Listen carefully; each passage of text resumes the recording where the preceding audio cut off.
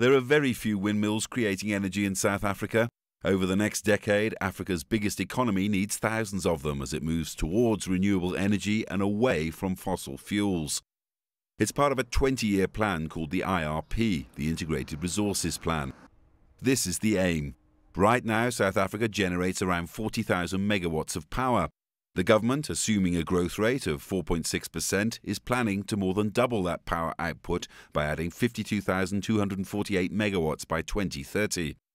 In doing this, the country's power mix will more than halve its reliance on coal to 48%. It'll build 6 nuclear power stations to raise nuclear contribution to 14%. Renewable energy will make up 16%, and that's going to take a lot of investment. I think that we're already starting to see a lot of those projects that were planned coming online, especially in countries like Kenya, Tanzania. I mean, South Africa is already moving that way now that we've published our Integrated Resource Plan. So yeah, I think that it is very likely that we'll see that happening, and I think that it marks a change in direction with regard to funding. Most international funding agencies now are looking to drive renewable energy projects as opposed to the traditional sort of coal-fired, dirty power stations. I think that we've seen a trend towards rising electricity prices, so a lot of the time that will be contributing towards funding. But the majority of funding will continue to come from multilateral organizations like the World Bank, the European Investment Bank, the International Monetary Fund, those sorts of agencies. Renewable energy in South Africa will come from a virtual standing start. Making it part of the energy mix and at the same time meeting carbon emissions reduction targets is likely to prove a Herculean task.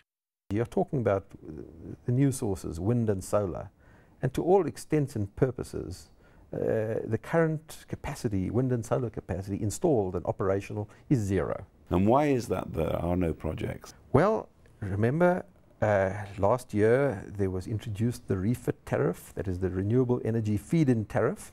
This was a big step forward in setting the tariff that would be paid for renewable energy, both solar and wind.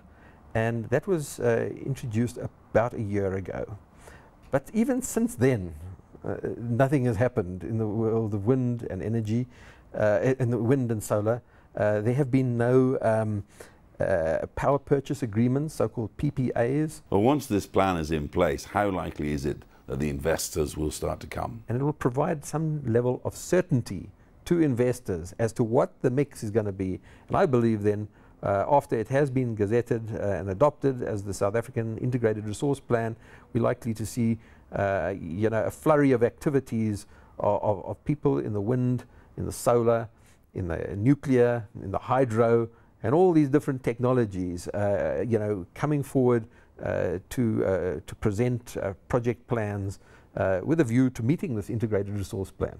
What other problems can you see looking ahead? Well, we've got to get these power purchase agreements sorted out. We've got to get the regulatory framework sorted out. And then we've got to move forward. There are a number of exciting projects, not just wind, but also, for example, in industrial cogeneration, in what we call own generation. In other words, companies like Anglo American, like Billiton, like Exxaro, building power stations to generate power for their own use. Either they would build them on one of their coal mines,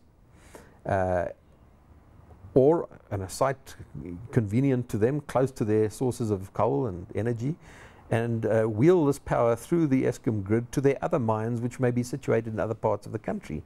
Anglo American are working on a feasibility study of such a project in the Witbank area at this moment, using discard coal, waste coal from the existing coal mining operations, which could potentially generate 1,000 megawatts to be used in their own mining operations around the country.